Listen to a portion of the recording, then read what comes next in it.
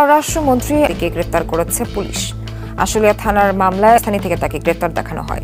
গ্রেফতার হলো স্বরাষ্ট্রমন্ত্রী চুপ্পু। ভয়ঙ্করভাবে ফেসে গেল বিএনপি। বিস্তারিত জানুন পুরো ভিডিও জুড়ে।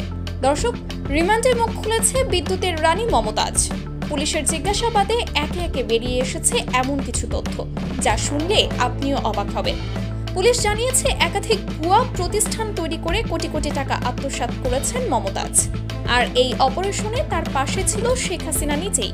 আমি এই কথাটা শেখ হাসিনার মুখ থেকে শুনে সত্যিকার অর্থে অবাক হয়ে গেলাম। কিন্তু এরপরই ঘটে একটি মারাত্মক ঘটনা। কেননা রাতের আধারে গ্রেফতার স্বরাষ্ট্রমন্ত্রী চুপ্পু।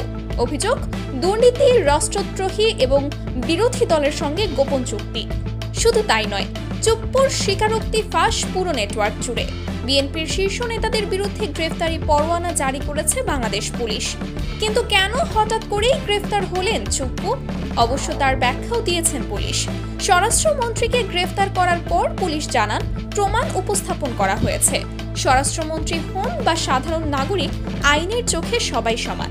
চুপ্পু সাহেবকে রাষ্ট্রদ্রোহী, দুর্নীতি এবং ক্ষমতার অপব্যবহারের দায়ে গ্রেফতার করা হচ্ছে।